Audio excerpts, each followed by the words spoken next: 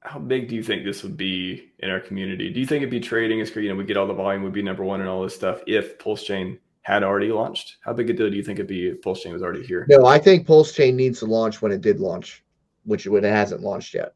I think it needed to be last in line. I think this other stuff needed to happen because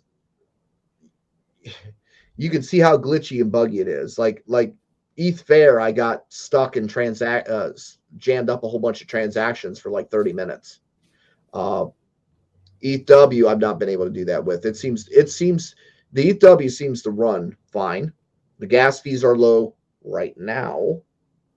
I don't really see a problem with it at the moment, other than the fact that, the bridge has been hacked and Kyber Swap's been hacked before. So that doesn't make me feel. What do you think Richard has learned watching the forks come out that he can apply to PulseChain?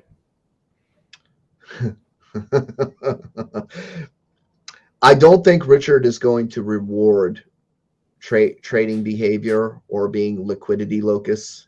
I don't think that behavior is really going to be rewarded. I could be wrong, but I don't think that really sticks with the mantra. Yeah, I mean, just as far as so that's the thing too. We talked about this a little bit earlier. Was will the OA step in and do something? How long would that take? Is it kind of this with PulseChain is launching in a couple months versus next year sometime? What happens? You're not going to get these options with PulseChain. I don't think you're going to get these options. I think he's learned that people migrate from one chain to another chain, and the ratios will probably be set day one. So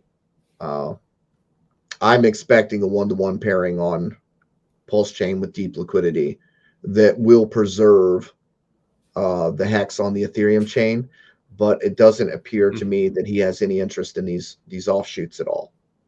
I mean, when he and people take this out of context, right? Richard doesn't want hex cheap on any chain, and they take that out of context. Yeah. Okay, but when he said that, he didn't know about these other two. And he's under no obligation whatsoever to support them. And so far, he's not even so much as acknowledged them. Other than the one that he acknowledged was the proof of stake chain saying, oh, the merge went off properly. There's nothing to talk about. But he didn't even mention the others. And generally, when he ghosts something, I mean, why does he ghost things? He doesn't give them any power. So. Yeah, I'm thinking he hasn't spoke about it yet because he doesn't know. I believe he's just waiting to see how it plays out and where the move is that's going to make it stronger for Pulse or for the Hex community. I don't think he knows what that is yet, and so he's waiting to talk before he says that. That's quite possible. And also, you got to keep in mind the sacrifice addresses got all those coins over on those two networks too. Maybe you get a good deal. Maybe he does support the price. You are taking a gamble on whether or not he's going to support the price. And you just need to be aware of that. I think that's the best way I've heard of it. And I listened to you and Coffee talk about this yesterday. Just the gambling aspect. It is, on ETH chain, on Pulse chain, what Hex is going to do, what it's supposed to do.